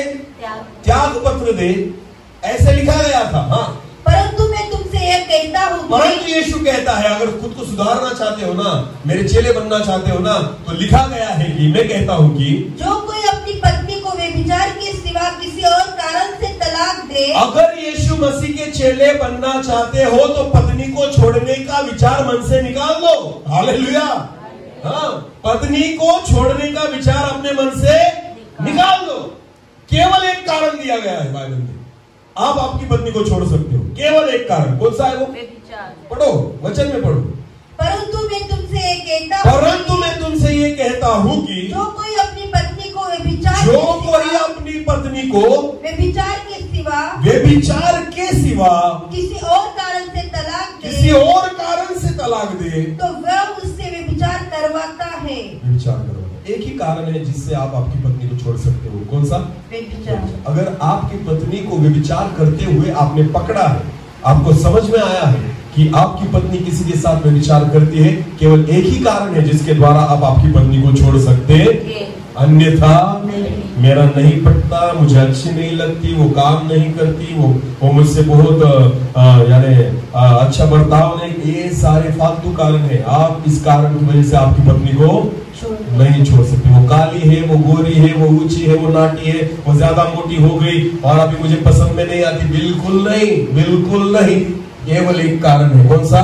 व्यभिचार। अगर व्यभिचार का कारण है तो पत्नी को छोड़ा जा सकता है, अन्यथा उसके चेले अगर बनना चाहते हो ना, तो आपको खुद को सुधारना होगा। आमीन। मैंने सुना है कुछ लोगों के बारे में, सुना है कुछ परमेश्वर के दासों के बारे में मैंने सुना है। हाँ, एक पत्नी होने के बावजूद दूसरी कर ली उन्होंने। ऐसे कुछ सेवकों के बारे में मैंने सुना है। मैं कहता हूं आप चेले नहीं है परमेश्वर मसीह, बिल्कुल नहीं। क्योंकि वचन में आप अगर पढ़ेंगे ना, पहले तीमुथियुस, दूसरे तीमुथियुस, तीता, उसके पत्र में जब आप पढ़ोगे ना, तो वहां पर लिखा गया है कि जो एक आगेवान है वो कैसा होना चाहिए, चर्च में जो पास्टर है वो कैसा होना चाहिए, जो अध्यक्ष है वो कैसा होना चाहिए। वो एक ही पत्नी का पति, बोलो, वो एक ही पत्नी का पति, दो पत्नी वाले को कोई सेवा नहीं। हालेलुया। दो पत्नी वालों को कोई भी सेवा, दो पत्नी वालों को, इसका मतलब क्या है? एक जिंदा है और दूसरी कर ली है। हालेलुया। ऐसों को दूसरी सेवा, कौन सी भी सेवा? हाँ, एक पत्नी अगर समझो मर गई हो और आपने दूसरी शादी की तो ठीक है, पर आपको परमेश्वर का वचन यह अनुमति कभी नहीं देता कि दो पत्नियां साथ में रखकर आप सेवा करो। आप चेले नहीं बन सकते, आप अनक्वालिफाइड हो। हालेलुया। हाँ, अपात्र हो उसकी सेवा के लिए, उसके चेले बनने के लिए। सुधारो खुद को। हालेलुया। ऐसे मन में भी अगर विचार आपके आते हो ना, तो निकाल कर फेंक दो। हालेलुया। क्योंकि अगर उसके चेले बनना चाहते हो ना, तो प्रभु चाहता है जो है उसमें नहीं, हम उसे और बेहतरीन करें। आमीन, आमीन। पति और पत्नी एक दूसरे से अलग होने के बजाय और एक दूसरे के पास आप कैसे आओगे, एक दूसरे के साथ आपके संबंध कैसे अच्छे होंगे, हम एक दूसरे के साथ कैसे प्रेम में रहेंगे, प्यार से रहेंगे, विश्वास से रहेंगे, इन बातों के लिए प्रयास करो और प्रार्थना करो। आमीन, आमीन। मैं आपको कहना चाहता हूँ, एक सेवक के लिए, एक चेले के लिए सबसे बड़ी अगर कोई बात हो उसके घर में, उसके जीवन में, तो उसकी पत्नी है। आमीन। आपके लिए सबसे बड़ा सपोर्ट आपकी पत्नी है और आपके लिए सबसे बड़ी रुकावट भी आपकी पत्नी है। समझ में आ रहा है कुछ? एक सेवक के लिए, एक चेले के लिए सबसे बड़ा सपोर्ट किसे कहेंगे? आधार। एक आधार जो उसे मदद करने वाली है ना, सबसे बड़ा आधार उसका, सबसे बड़ा सपोर्ट, सबसे बड़ी मदद करने वाली उसकी कौन है? पत्नी। और वैसे ही एक सेवक के लिए, चेले के लिए सबसे बड़ी रुकावट भी कौन बन सकती है? सबसे बड़ी रुकावट। हाँ, घर में ही है। हालेलुया। तो पहले तो आप आपके संबंधों को अच्छा कीजिए, तब आप उसके चेले बन पाएंगे। आमीन। क्योंकि एक भी अगर चक्का अगर पंचर हो तो गाड़ी नहीं चल सकती। हालेलुया। तो चारों टायर कितने होते गाड़ी को? 4। बोलो कितने होते? फिर भी हवा कितने में रहनी चाहिए? 3 में, 2 में, कितने में? 4 में। वो भी कैसे? समान। बोलो कैसे? अगर समझो एक साइड के टायर्स में मैंने ज्यादा हवा भर ली और एक में कम, तो क्या करेगी? एक साइड खींचेगी। हालेलुया। गाड़ी कैसे खींचेगी? एक साइड खींचेगी। चलो ज्यादा हवा भर ली तो ऐसे ऐसे ऐसे ऐसे करेगी। हालेलुया। ज्यादा उछलेगी तो हवा कैसी होनी चाहिए? बराबर। आमेन। तो दोनों जो चक्के है ना, पहिए है ना, जो परिवार में है, वो एक जैसे ही होने चाहिए। आमेन। एक मन से, एक आत्मा से, एक विश्वास से चलने वाले, एक बोझ को उठाने वाले। हालेलुया। हालेलुया। हाँ, तो आपने रिश्ते तो बना लिए हैं, आपने शादी तो कर ली है, बहुत साल हो गए, फिर भी एक दूसरे से जमता नहीं, और आज सोचते हैं क्यों इससे शादी की, नहीं अच्छा होगा अगर मैं शादी। अभी कुछ फायदा नहीं सोचकर, अभी कुछ भी फायदा नहीं। अभी जो है उसे सुधारो, अभी जो है उसे सुधारो, क्योंकि वचन आपको सुधारने के लिए ही अनुमति देता है। आमेन। हालेलुया। अभी ये बिगड़ा है, ये क्या है? सब इसे क्या करना होगा? हाँ, मैंने कहा आपको वचन दो प्रकार से काम करेगा, बिगड़े हुए को सुधारेगा, और जो सुधरा है उसे और बेहतरीन करेगा। आमेन। तो अगर आपके रिश्ते बिगड़े पड़े हैं ना, तो आपको उन्हें भी सुधारना होगा। आमेन। किसके द्वारा? बोलो किसके द्वारा? वचन के द्वारा। आमेन। वचन में लिखा है अपने शत्रु से क्या कर? तो शत्रु से प्यार कर सकते हो, तो पत्नी से क्यों नहीं कर सकते? वो तो शत्रु नहीं है। हालेलुया। पति से भी प्यार करो, वो तो बेचारा शत्रु नहीं है। हालेलुया। खुदा तो हमें किससे प्यार करने के लिए कह रहा है? शत्रु से। वो तो बहुत बड़ी बात है। अरे वो तो बहुत बड़ी बात है, ये छोटी बात है ना, पति पत्नी एक दूसरे के साथ प्यार करे। आमेन। हालेलुया। हाँ, सुधारो अपने आप को, अपने रिश्तों को सुधारो, जो बिगड़ा पड़ा है ना उसको वचन के द्वारा सुधारो, तब जाकर आप प्रवेश मंदिर की क्या बनेंगे? चेले। बोलो क्या बनेंगे? हमारा भी लव मैरिज है, वो मेरी पत्नी यहाँ पर बैठी है ना, बीएड में थे हम यहाँ पर नवापुर में, बीएड कॉलेज में। वो जलगांव से, वो प्रवेश मसीह को नहीं जानती थी, एक अविश्वासी परिवार में से थी, और यहाँ पर हम मिले। उसके बाद पता है आपको क्या होता है? उसके बाद 2 साल के बाद हमारी शादी हुई, और शादी होने के बाद फिर वो मेरे साथ मेरे घर पर आई। बहुत लड़ते झगड़ते थे हम। हाँ, उसको भी पहले लगता था प्यार किया है, शादी की है तो बहुत अच्छा रहेंगे, सपने देखे थे ऐसा होगा, यू होगा, वो होगा। मैं दारू पीता था, तंबाकू खाता था, मेरा जीवन बहुत बुरा था। उसको पता था एक्चुअली मैंने कुछ भी छुपाया नहीं था। उसने खुद के हाथों से पत्थर अपने पैरों पर मार दिया था। हालेलुया। क्योंकि पता होने के बाद भी मुझे शादी की थी। हालेलुया। तो शादी जब तक नहीं हुई थी तब तक ठीक था, पर होने के बाद उसको ऐसा लगता था क्यों इससे शादी करें। हालेलुया। मैं आपको बताना चाहता हूं, अगर हम प्रभु में नहीं रहते, अगर हम वचन के अनुसार नहीं चलते, अगर प्रभु यीशु मसीह हमें नहीं बदलता ना, कब से हम एक दूसरे से अलग हो चुके होते। ये केवल हमारे प्रभु की कृपा है कि जब हमने प्रभु को जाना, मेरा जीवन प्रभु ने बदल दिया, मेरे मन को प्रभु ने बदल दिया, मेरे चाल चलन को प्रभु ने बदल दिया, उसके जीवन को प्रभु ने बदल दिया, उसके चाल चलन को प्रभु ने बदल दिया। हम जब वचन के अनुसार चलने लग गए ना, आपको पता है अभी हमें सोचना पड़ता है कि लास्ट बार हम कब लड़े थे। हाँ, याद भी नहीं आता। हालेलुया। याद नहीं आता कि हम कब लड़े थे। हालेलुया। ये तभी हो सकता है कि जब आप परमेश्वर के वचन के अनुसार चलें। आमेन। जब आप खुद को वचन के अनुसार सुधारें। हालेलुया। परमेश्वर हर टूटे रिश्ते को बना सकता है। आमेन। हर टूटे रिश्ते को मेरा खुदा, मुझे नहीं पता कि आज परमेश्वर ये बात मुझसे क्यों करवा रहा है। शायद कोई हो यहाँ पर, कोई पति पत्नी यहाँ पर बैठे हो, मुझे नहीं पता, जिनके जीवन में शायद ऐसी बातें हो, जिनका एक दूसरे के साथ जमता नहीं, जो सोचते हैं कि हम एक दूसरे से अलग हो जाएंगे, क्यों मैंने इसके साथ शादी कर ली, क्यों मैं इसके साथ रहती। बिल्कुल ऐसा मत सोचिए। अगर खुदा ने आपको एक किया है ना, तो परमेश्वर आपको आशीषित करेगा। आमीन। आपको तोड़ने वाला परमेश्वर नहीं, कौन है? शैतान। बोलो कौन है? शैतान। हाँ, जो खुदा ने जोड़ा है उसे केवल वही तोड़ता है, समझो। और अगर वो तोड़ना चाहता है उसको तोड़ने मत देना, क्योंकि ये परमेश्वर ने अगर जोड़ा है तो प्रभु आशीषित करेगा। आमेन। प्रभु आशीषित करेगा। सुधारने की आवश्यकता है। बोलो किसकी आवश्यकता है? एक को ही नहीं, दोनों को। बोलो किसको?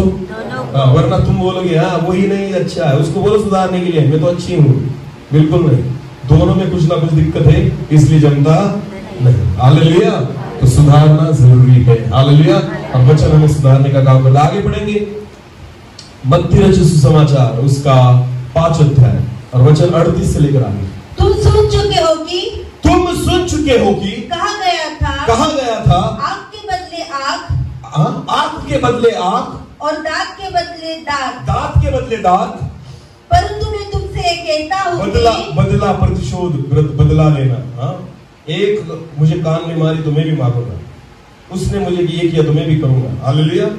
मूसा के नियम में ऐसा था कि अगर तेरा एक दांत गिराया जाए ना तो मूसा के नियम शास्त्र में ऐसा था तू दूसरे का गिरा दे। हालेलुया। हाँ, अगर किसी ने किसी की आंख फोड़ दी ना तो उसके नियम शास्त्र में ऐसा लिखा था कि दूसरे की भी आंख फोड़ देना। समझ में आ रहा है कुछ? ये प्रतिशोध था, ये बदला था। पर प्रभु यीशु मसीह ने जब वचन को दिया तो उसने उस वचन को पूरा किया। क्या किया? आगे बढ़ेंगे। परंतु मैं तुमसे ये कहता हूँ, यीशु कहता है परंतु मैं तुमसे ये कहता हूँ कि बुरे का सामना न करना। किसका सामना न करना?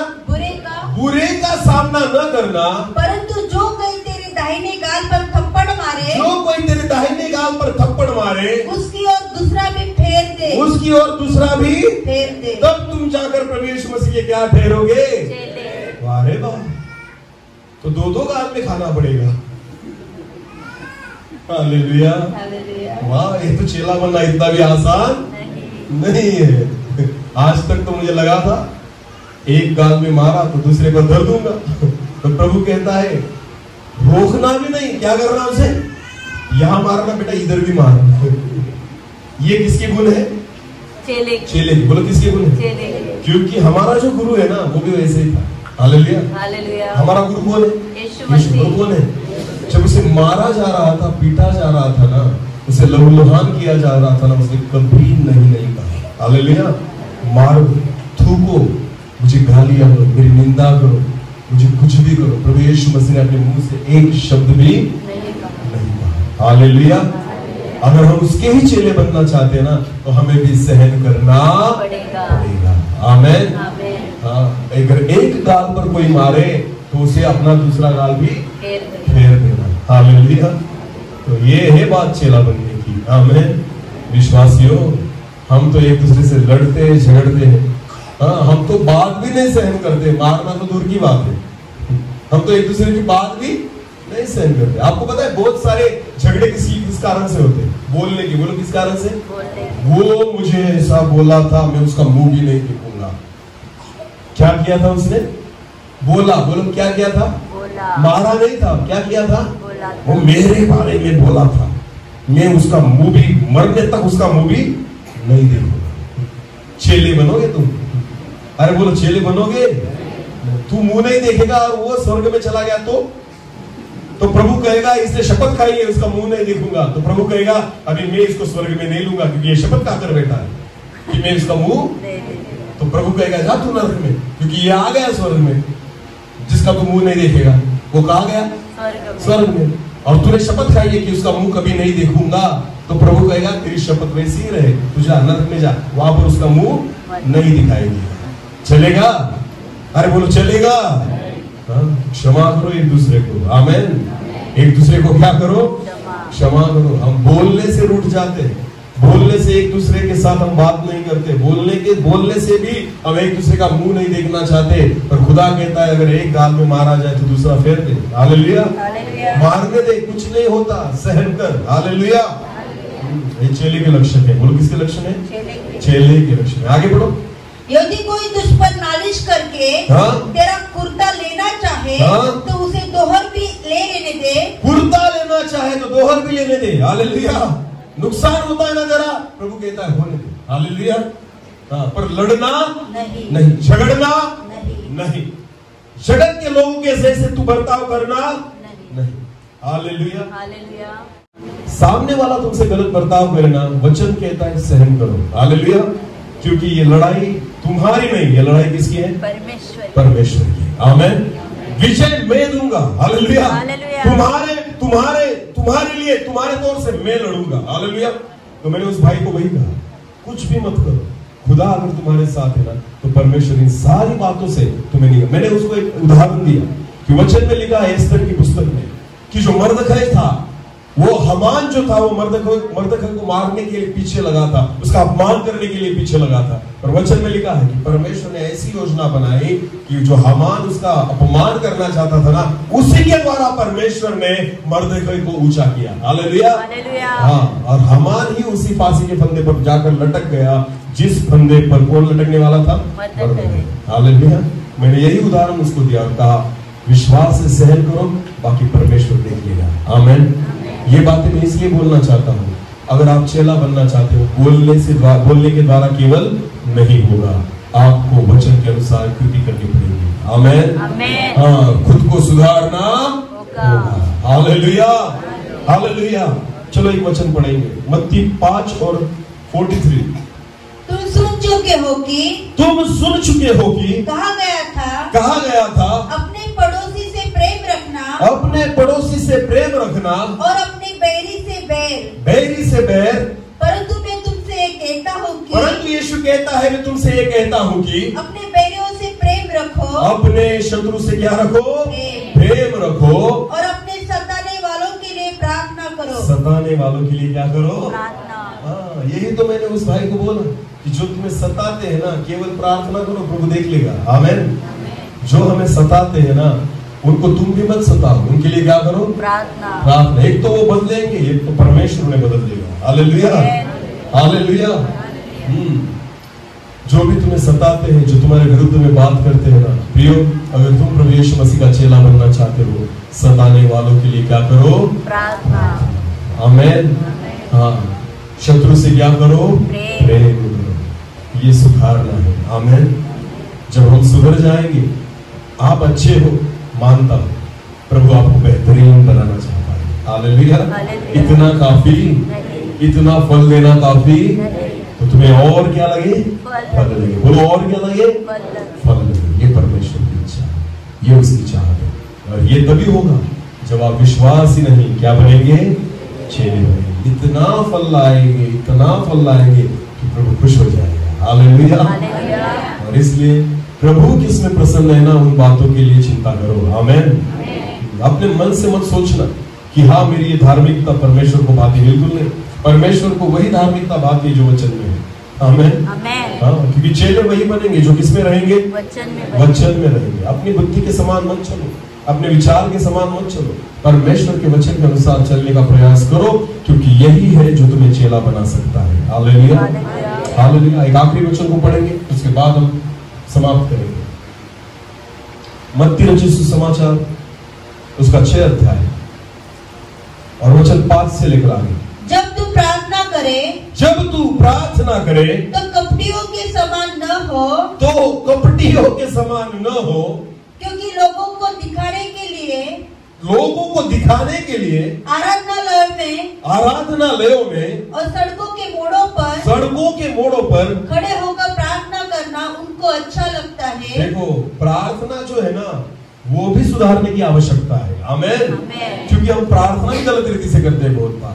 इसलिए प्रभु यीशु मसीह ने कहा प्रार्थना कपटियों के समान मत करो। बोलो किसके समान मत करो? कपटी कौन होते हैं? ढोंगी कौन होते हैं? पता है आपको? जो लोगों को दिखाने के लिए प्रार्थना करते हैं। किसको दिखाने के लिए? कि लोग सुने मेरी प्रार्थना, बहुत बड़ी प्रार्थना करेंगे, बहुत बड़ी प्रार्थना। एक बार एक घर में गया था चाय पीने के लिए। बोलो किसके लिए? और एक मेरे साथ जो थे उनको मैंने कहा ऐसे ही कह दिया, ब्रदर प्रेयर कीजिए। तो उन्होंने प्रार्थना करना शुरू किया। इतनी बड़ी प्रार्थना की चाय ठंडी हो गई। मैंने अपने सिर को हाथ लगाया, मैंने मन में सोचा इसको क्यों प्रार्थना करने को बोला मैंने? अच्छी भली गर्म चाय थी, इसने क्या कर दी? अरे 30 सेकंड की प्रार्थना काफी है। हालेलुया। प्रभु दिया है, आशीष कर। आमीन। इस परिवार को आशीष कर, चाय को गर्म रहने दो। हालेलुया। उसको ठंडी मत करो। ये लोगों को दिखाने की प्रार्थना है। हालेलुया। लंबी प्रार्थना घर में करो। आमीन। कहाँ करो? घर में करो ना। आपको कितनी लंबी करनी? 2 घंटे करो, 3 घंटे करो, वहां नहीं करेंगे। वहां 10 मिनट की प्रार्थना पूरे दिन में 10 मिनट। और खुद चाय पियेंगे ना घर में तो ऐसे आशीष करो। अरे खुद के लिए चाय ठंडी नहीं होनी चाहिए, और परमेश्वर के दास को चाय दी तो ठंडी हो जाए, परवाह लोगों ने सुननी चाहिए मेरी प्रार्थना। चाय की प्रार्थना में पूरा गांव घूमकर आएंगे, प्रभु इसको छू ले, इसको ऐसा कर, वैसा कर, ये सेवा आशीषित कर, ऐसा कर। अरे चाय के लिए केवल कर, क्योंकि दी उसके लिए है। हालेलुया। खाना खाने के लिए भी बहुत बड़ी प्रार्थना। हाँ, हे प्रभु, सबसे शुरुआत करेंगे, सेवकाई से शुरुआत करेंगे, सारी बातों से शुरुआत करेंगे। हम सोचेंगे अभी आएगा, प्रार्थना करेगा, खाना। खाने के लिए, अभी आएगा, नहीं अभी नहीं, फिर भी नहीं, 10 मिनट हो गए फिर भी नहीं, चल मुझे प्रार्थना, अरे भूख लगी है, घर पे जाना है, टाइम हो चुका है, खत्म कर। बड़ी लंबी प्रार्थना एक ढोंगियों की और कपटियों की प्रार्थना है। हालेलुया। अगर आपको लंबी प्रार्थना करनी तो कहाँ करना? घर पे। बोलो कहाँ करना? घर पे। हाँ, लंबी प्रार्थना लोगों के सामने करने के लिए नहीं होती, वो परमेश्वर से बात करने के लिए है। आमीन। मैं अपने घर में 2-2 घंटे प्रार्थना में बैठता हूँ, 3-3 घंटे प्रार्थना में बैठता हूँ, पर जब मैं सभा में होता हूँ ना, मुझे पता है 5 मिनट, 2 मिनट, 3 मिनट की प्रार्थना मीटिंग में काफी है। हालेलुया। हाँ, अगर मैं किसी के घर जाऊं ना, चाय के लिए प्रार्थना करता हूं ना, तो मैं 30 सेकंड के पहले ही प्रार्थना समाप्त करता हूं, क्योंकि मुझे पता है खुद भी मुझे गर्म चाय अच्छी लगती है और दूसरों को भी। हालेलुया। तो मेरे कारण दूसरे ने भी मुझे नहीं कोसना चाहिए, अच्छी भली खासी चाय थी, कैसी होगी? ठंडी होगी। बिल्कुल नहीं, समझो कुछ बातों को। आमीन। ये सुधारना है। बोलो ये क्या है? सुधारना। आप अगर चेला बनना चाहते हो ना, तो आपको घर में बुलाना चाहिए लोगों ने। हालेलुया। प्रार्थना के लिए। हालेलुया। इतनी भी बड़ी बड़ी प्रार्थनाएं मत करो। प्रार्थना बड़ी कब करना है? जब एकांत में किसके साथ बैठे हैं? परमेश्वर। बोलो किसके साथ बैठे हैं? जब खुदा आपको सुन रहा है। आमीन। और आप परमेश्वर से बातें करते हो, उसकी आराधना करते हो, उसकी महिमा करते हो। मैं आपको कहना चाहता हूँ, रात निकाल लो पूरी, फिर भी खुदा बोर नहीं होगा। आमीन। हाँ, क्योंकि वही है जो हमें सुनना चाहता है। आमीन। मनुष्य को क्या सुनाना? मेरी प्रार्थना मैं कितनी अच्छी करता हूँ, बिल्कुल फायदा नहीं किसी को सुनाकर। हमारी प्रार्थना केवल किसने सुननी चाहिए? परमेश्वर। परमेश्वर। और परमेश्वर पब्लिक में ज्यादा नहीं सुनता, परमेश्वर कहाँ सुनता है? एकांत में, जब आप उसके साथ बैठते हो। हालेलुया। तो सुधारने की आवश्यकता है। हालेलुया। सुधारने की आवश्यकता है। ऐसी है प्रार्थना जो हमें करने की जरूरत है। आमीन। एक आखिरी वचन को और पढ़ेंगे ना, चलिए। मत्ती रचित सुसमाचार उसका 6 अध्याय और 16वां वचन। जब तुम उपवास करो। जब तुम क्या करो? उपवास। ये क्या होता है? हम तो करते ही नहीं। ये कौन सी चीज है? हम तो करते पायल मीर वाले खाली हाथ ऊपर करना जब बोलूंगा तो। केवल कौन से? पायल मीर। ये उपवास प्रार्थना कौन सी चर्च में है? पायल मीर। बोलो कौन सी चर्च में है? हाँ। कितने लोग उपवास में है? पायल मीर वाले। प्रार्थना कौन सी है? बोलो बोलो, जोर से बोलो। उपवास प्रार्थना। तो हमें किस में आना चाहिए था? उपवास में। बोलो किस में आना चाहिए था? तो क्या लगता है जो उपवास में नहीं आए वो आशीषित होंगे? जिन्होंने उपवास नहीं रखा वो आशीषित हो पाएंगे? पायवीर वाले से केवल, बाहर वाले नहीं। कौन से बोल रहा हूं मैं? केवल हाँ, जो इस कलीसिया के भाग है। जो पायवीर की कलीसिया के भाग है ना, वो अगर उपवास में नहीं आए होंगे तो क्या लगता है आपको? प्रभु आपको आशीषित करेगा? हाँ या नहीं? हाँ या नहीं? प्रार्थना कौन सी है? ये शादी की प्रार्थना है क्या? ये बर्थडे की मीटिंग है क्या? ये क्रिसमस की मीटिंग है क्या? फिर ये कौन सी मीटिंग है? बोलो कौन सी मीटिंग है? उपवास प्रार्थना। तो उपवास प्रार्थना में हमें कैसे आना चाहिए? उपवास में। बोलो कैसे आना चाहिए? उपवास के साथ। जो लोग नहीं आए उपवास में, जो इस कलीसिया के, क्या लगता है आपको परमेश्वर आशीषित करेगा? हाँ या नहीं? जोर से बोलो। नहीं बोलना चाहते क्योंकि पता है तुमको नहीं आशीषित करेगा। क्योंकि झूठ किससे बोला? परमेश्वर। परमेश्वर से। बोलो किससे बोला? मीटिंग कौन सी है? उपवास प्रार्थना। फिर कि नाम की उपवास प्रार्थना है या काम की? अरे बोलो। बोलने से उपवास होगा या करने से उपवास होगा? तो क्या करना होगा? जो इस कलीसिया के भाग है ना, जो इस कलीसिया के मेंबर है ना, मैं केवल उनके बारे में बोल रहा हूँ। जो बाहर से यहाँ पर आए ना, अलग अलग कलीसिया से, उनके बारे में नहीं, क्योंकि उपवास मीटिंग उनके लिए नहीं थी, आपके लिए थी। हालेलुया। वो बेचारे तो वचन सुनने के लिए आए हैं। आमीन। पर जो इस कलीसिया के भाग है ना, आपने कैसे आना चाहिए? उपवास में। अगर आप उपवास के साथ नहीं आए, सोचना भी नहीं परमेश्वर आपको आशीषित करेगा। बिल्कुल नहीं कर सकता। और करना भी चाहेगा तो मैं प्रभु से प्रार्थना करूंगा, मत कर, मत कर। जो एक दिन उपवास में नहीं रह सकते, उनको आशीषित होने का कोई अधिकार ही नहीं है। हालेलुया। वो दासों को बुलाते और दासों को कहते तुम उपवास में रहो, हम खा पी कर आएंगे, और यहाँ पर आकर सोते, डकार मारते, खा कर आए। वाह रे वाह, विश्वासी हो, चेले बनो। बोलो क्या बनो? ये विश्वासी है जो खा पी कर आते हैं, चेले बनो। आमीन। उपवास में रहेंगे। आमीन। हाँ, उपवास के बारे में क्या लिखा गया है? जब तुम उपवास करो तो कपड़ों के समान तुम्हारे मुंह पर उदासी न छाई रहे। तुम्हारे मुंह पर भी उदासी न छाई रहे, क्योंकि वे अपना मुंह बनाए रहते हैं। आपको पता है, उपवास अगर आप करते भी हो ना, तो आपके शरीर से दिखना नहीं चाहिए, आपके चेहरे से दिखना नहीं चाहिए। आमीन, हालेलुया। आपको कोई देखे ना तो समझ में नहीं आना चाहिए व्यक्ति उपवास करता हो। मेरा वजन कितना होगा, क्या लगता है? एक अंदाजा बोलो, चलो कितना? 70 आया यहाँ से। और कोई? अरे बोलो यार, बोलो तो क्या है उसमें? 70 बोला है, और आगे बोलो 80 और है किसी में हिम्मत? क्या लगता है मेरा वजन क्या होगा? 70 या 80, उसके बीच में कुछ ना थोड़ा बहुत इधर उधर। 84, 84 कितनी? 84 मेरा वजन है 84। और ये वजन खा के नहीं, उपवास करके। ये वजन खा के नहीं आया, कैसे है? मैंने गिनना छोड़ दिया है कि मैंने कितने उपवास किए और कर रहा हूं। हालेलुया। मैं गिनता भी नहीं, हम गिनकर भी करते हैं, फिर भी हमारे वजन कम होता है। मैं प्रभु को धन्यवाद देता हूं, जितने उपवास करता हूं उतना वजन बढ़ता है। हालेलुया। ये इसलिए है कि समझ में ही नहीं आना चाहिए कि आप उपवास करते हो। खुदा को पता है मेरा बेटा उपवास करता है ना, वो उसको पता है। आमीन, वो जानता है, इसलिए सामर्थ्य मिलती है। हालेलुया। अगर आपको ताकत चाहिए तो खाना होगा, सामर्थ्य चाहिए तो उपवास करना होगा। हालेलुया। समझ में आया कुछ? पहलवान पता है, पहलवान जो होता है, पहलवान पता है ना? हाँ, जिसे पहलवानी करनी है उसे क्या करना होगा? उपवास या खाना होगा? बोलो क्या करना होगा? खाना होगा, क्योंकि जितना खाएगा उतनी क्या मिलेगी? ताकत। और जितनी ताकत मिलेगी उतना वो पहलवानी कर सकता है, उससे लड़ सकता है। बराबर है ना? तो जगत में अगर पहलवान से लड़ना है तो क्या करना पड़ता है? खाना। काजू बादाम मटन बिटन दूध बीज और दूध जो भी हो वो क्या करना पड़ता है? खाना पड़ता है। हमारी कलीसिया में पूना में एक परिवार है, उसका बच्चा जो था वो बेटा जो था वो कोल्हापुर में था पहलवानी के लिए। कहा था? कोल्हापुर में। 2 दिन में या 3 दिन में 1 किलो गावरानी दूध खत्म कर देता था। कितना? 3 दिन में 1 किलो गावरानी दूध। पता है घी? पता है आपको घी? वो घी जो है ना 1 किलो अकेला खाया जाता था। कितने दिन में? 3 दिन। हम महीना भर भी हम उसे खा सकते हैं। कितना महीना? वो कितने दिन में खा जाता था?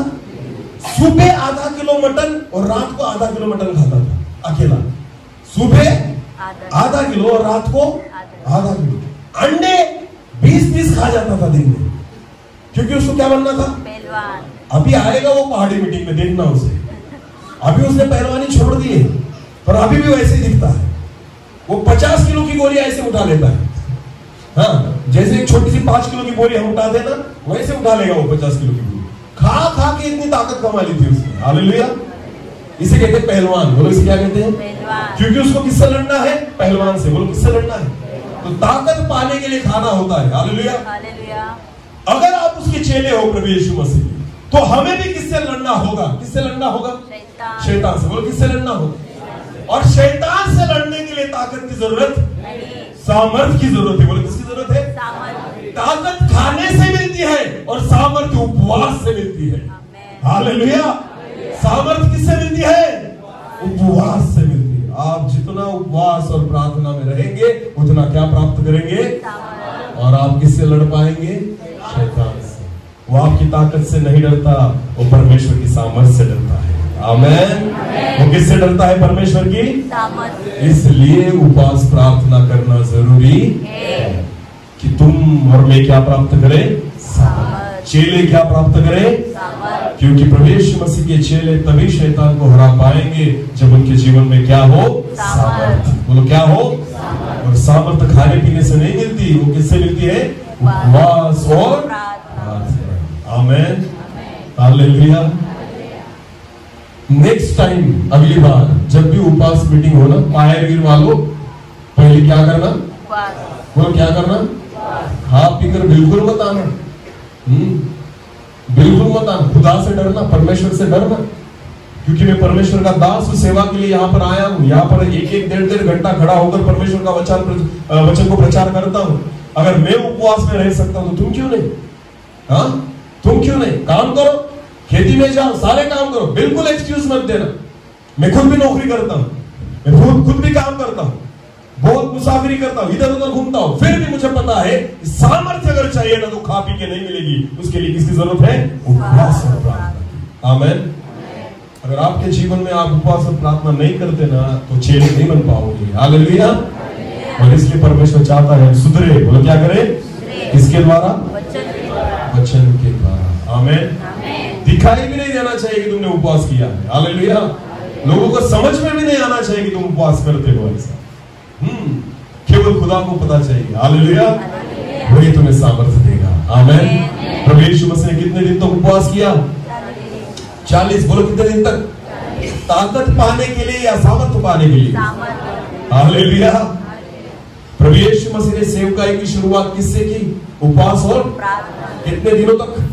40। बोलो कितने दिनों तक?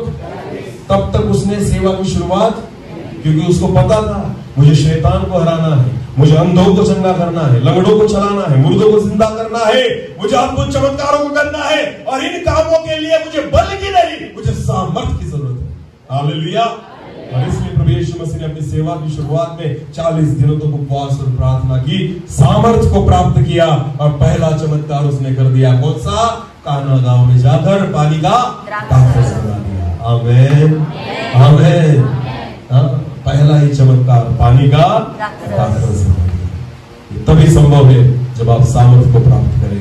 चेले बनना चाहते हो, अगर जगत में चिन्ह चमत्कार करना चाहते हो, और प्रभु यीशु मसीह के नाम को ऊंचा उठाना चाहते हो, खा पी के नहीं होगा। उपवास और प्रार्थना, तभी सामर्थ्य को प्राप्त करोगे। आमीन। इसलिए वचन के द्वारा सीखो कि वचन हमें और सुधारना चाहता है, बेहतरीन बनाना चाहता है। आमीन।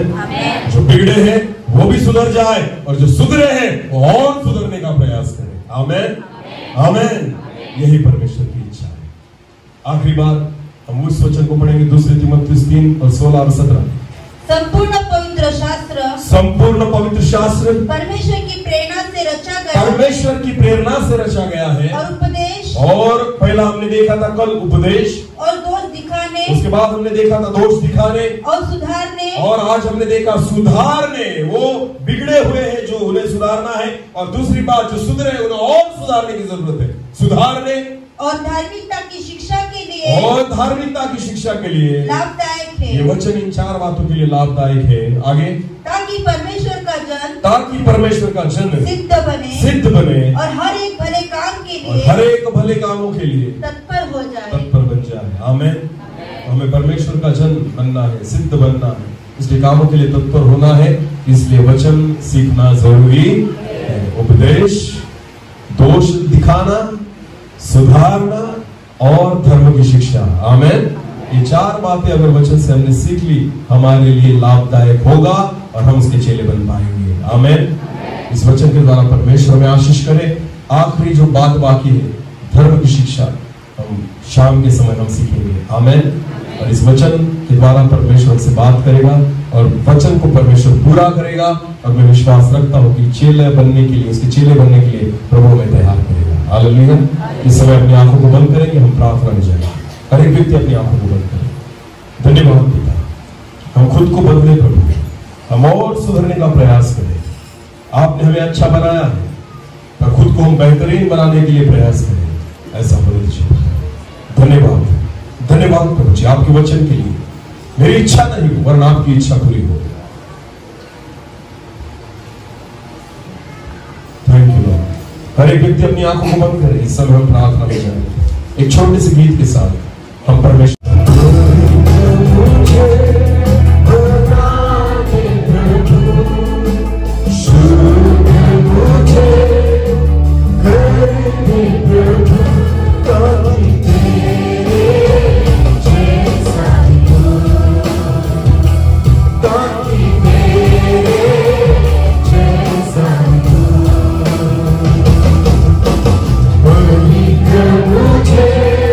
बना दे।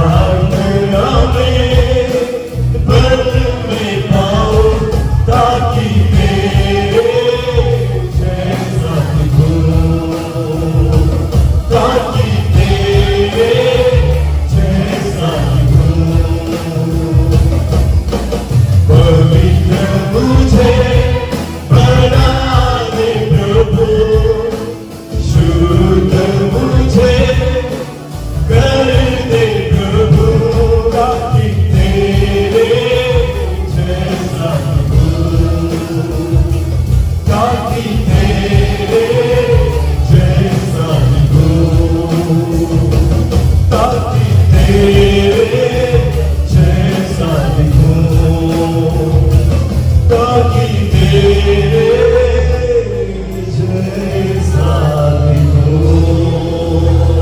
धन्यवाद धन्यवाद धन्यवाद प्रभु जी, हमें पवित्र कर, हमें सिद्ध कर, हमें तैयार कर प्रभु जी कि हम आपके जैसे दिखने पाए, हम आपके चेहरे बनने पाए। ऐसा होने मुझे प्रभु, मैं आपके जैसा बनूं। मुझे पिता आपके वचन से हमें भर दीजिए, आपके सामर्थ से हमें भर दीजिए, सारे स्वर्गीय नामों से हमें भर दीजिए।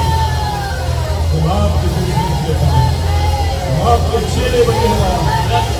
ऐसा होना। धन्यवाद धन्यवाद धन्यवाद। Thank you.